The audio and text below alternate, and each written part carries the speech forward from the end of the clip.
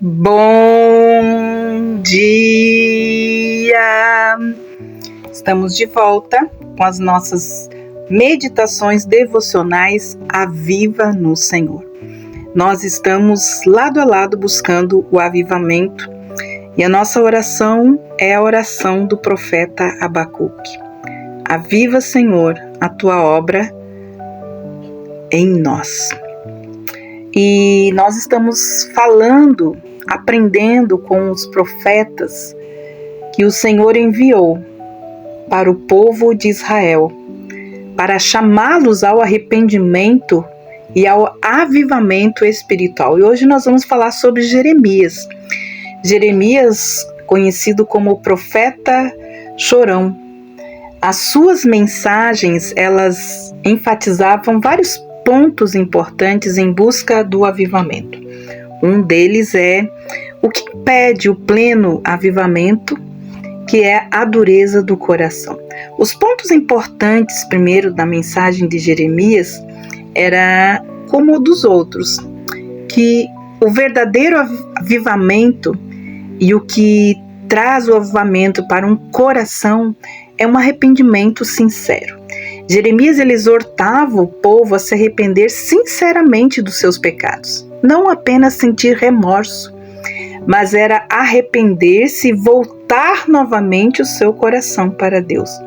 Ele sempre destacava a necessidade de uma mudança, mas uma mudança genuína de coração, não apenas de práticas externas. Então, Jeremias, capítulo 4, versículos de 1 a 14, de 1 a 4, fala sobre isso e nós vamos ler.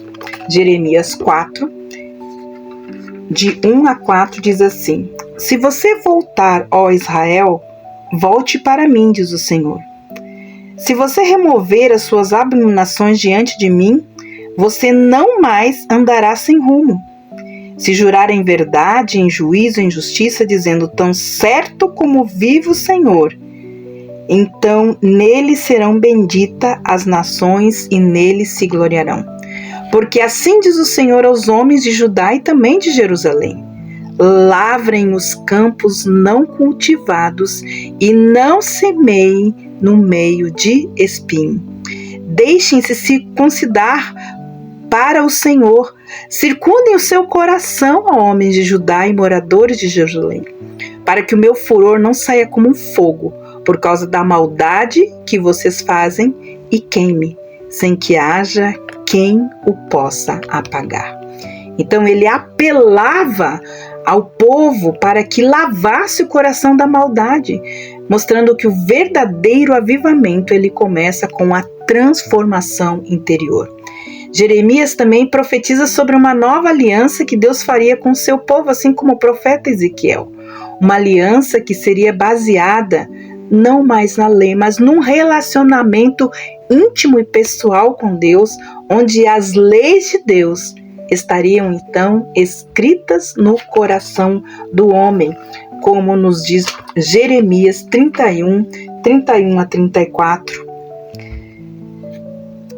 Jeremias 31 diz assim: E eis que vem dias, diz o Senhor, em que formarei uma nova aliança com a casa de Israel e com a casa de Judá.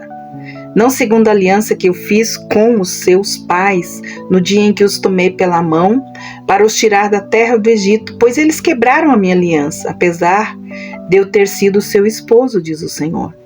Porque esta é a aliança que farei com a casa de Israel depois daqueles dias, diz o Senhor. Na mente lhes imprimirei as minhas leis, e também no seu coração as escreverei, e eu serei o Deus deles, e eles serão o meu povo. Não ensinará jamais cada um o seu próximo, nem cada um a seu irmão, dizendo: conheço o Senhor, porque todos me conhecerão, desde o menor até o maior deles, diz o Senhor. Pois eu perdoarei as suas iniquidades e dos seus pecados já não me lembrarei mais.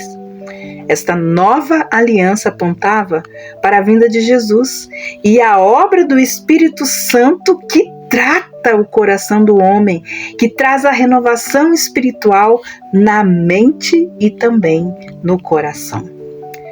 Jeremias também enfatizava a importância da fidelidade e a obediência a Deus. Ele advertiu o povo muitas vezes contra a hipocrisia religiosa vazia, exortando então o povo a viver de acordo com os mandamentos de Deus. Nós vamos ver Jeremias 7, de 1 a 11, que diz assim, então, a palavra do Senhor, de 1 a 11. A palavra que foi dita a Jeremias da parte do Senhor: fique junto à porta da casa do Senhor, e eu proclamarei ali esta palavra. Escutem a palavra do Senhor, todos de Judá, vocês que entram por estas portas para adorar o Senhor, pois assim diz o Senhor dos Exércitos, o Deus de Israel: corrijam a sua conduta, as suas ações, e eu os farei habitar neste lugar. Não confie em palavras falsas dizendo: templo do Senhor, este é o templo do Senhor. Mas se de fato emendarem os seus caminhos e as suas ações, se de fato praticarem a justiça, cada um com o seu próximo, se não oprimirem as pessoas, os estrangeiros, o órfão e a viúva, nem derramarem sangue inocente nesse lugar, nem seguirem outros deuses para o próprio mal de vocês, eu os farei habitar neste lugar, na terra que dei aos pais de vocês desde os tempos antigos e para sempre. E eis que vocês confiam em palavras falsas que não servem para nada. O que é isso?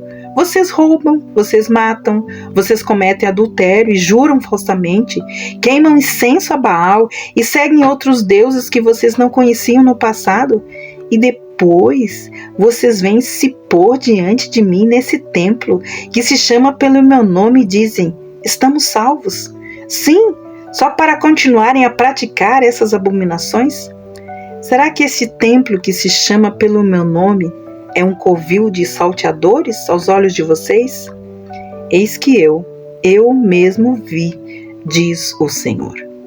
Então, ele encorajava o povo a reformar os seus caminhos e também as suas práticas, não apenas ouvintes, mas praticante da palavra, enfatizando que a verdadeira devoção a Deus se reflete em vidas justas e obedientes diante de Deus, mas também diante dos homens. Ele também falou de esperança e de restauração. Muitas das profecias e dos julgamentos de Jeremias também trouxeram mensagens de esperança e também de restauração. Ele profetizou que após o exílio, Deus traria de volta o seu povo e restauraria a sua terra, como nos diz Jeremias 29, 10 a 14. Assim diz o Senhor: logo que se cumprirem para a Babilônia 70 anos, atentarei para vocês e cumprirei as promessas que fiz a vocês, trazendo de volta a este lugar. Eu é que sei quais os pensamentos que eu tenho a respeito de vocês, diz o Senhor, pois eles são pensamentos de paz e não de mal, para lhe dar um futuro e uma esperança. Então vocês me invocarão e se aproximarão de mim em oração e eu os ouvirei. Vocês me buscarão e me acharão quando me buscarem de todo o coração. Serei então achado por vocês, diz o Senhor, e farei com que mude a sorte de vocês. Então aqui nós temos esta promessa de restauração, quando o povo realmente buscasse o avivamento e confiasse nas promessas do Senhor. Outra coisa que Jeremias destacou, a necessidade de uma transformação de coração e de mente. Ele falou sobre a importância de confiar em Deus de todo o coração e não nos apoiarmos em nosso próprio entendimento, fazendo as coisas do nosso jeito, da nossa forma, como a gente acha que deve ser. Então vamos ver o que Jeremias fala em Jeremias 17, de 7 a 10. Bendito é aquele que confia no Senhor e cuja esperança é o Senhor. Porque ele, como uma árvore plantada junto às águas, que estende as suas raízes para o ribeiro, e não receia quando vem o calor, porque as suas folhas permanecem verdes, vivas, e no ano da seca ele nem fica perturbado, porque ele não deixará de dar frutos. Enganoso é o coração, mais do que todas as coisas e desesperadamente corrupto. Quem poderá entendê-lo? Eu sou o Senhor que sonda o coração e eu também provo os pensamentos, para dar a cada um segundo os seus caminhos e segundo o fruto de suas ações. Ele foi o profeta que advertiu contra a dureza de coração e chamou o povo a desenvolver uma relação verdadeira e profunda com Deus. Jeremias, ele apontava para isso, para uma transformação interior de mente e coração, chaves para o verdadeiro avivamento espiritual. Ele trouxe mensagens que destacavam a importância desse relacionamento íntimo de coração com Deus.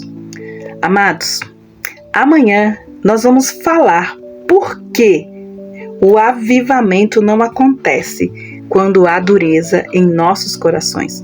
Esse é um dos maiores obstáculos ao avivamento espiritual.